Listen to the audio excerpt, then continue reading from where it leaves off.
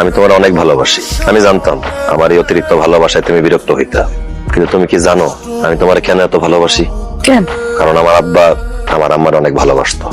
আমার আব্বা আমারে কইছিল, দেখ একটা মেয়ে যখন বিয়ে করে শ্বশুর বাড়িতে আসে তখন বাবা মা আত্মীয় স্বজন সবাই রে সাইডে আসে।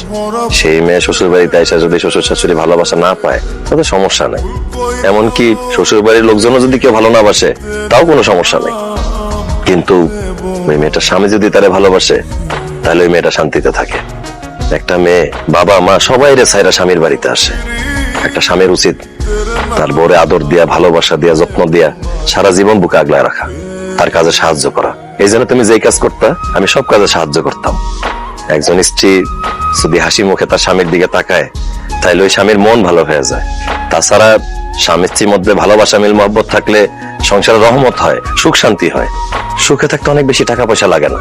এই যে আমার দুই ভাবি, তাদের স্বামী বিদেশ থাকে, তাদের জন্য মাসে মাসে টাকা পয়সা স্বর্ণ গহনা পাঠায়।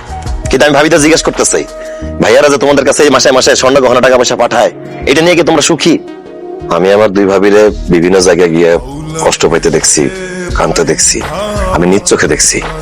তখনই আমি ভেবে ফেলাইছি আমি যেদিন বিয়ে করব আমার বউরে রেখে দূরে কোথাও যাব না, আমি আমার বউয়ের কাছে থাকবো, তারা মন ভরে ভালোবাসবো। তুমি আমার বিদেশে পাঠাইতে চাইছিলা, বিশ্বাস করো আমি বিদেশে চলে যেতাম। আমি বিমানে বসার পর দেখলাম পাশে সিটে বসে এক ভাই কান্নাকাটি করতেছে। আমি তারে জিজ্ঞেস করলাম, ভাই কি হয়েছে, আপনি কান্নাকাটি করতেছেন কেন? সে আমারে কইলো 10 বছর বিদেশে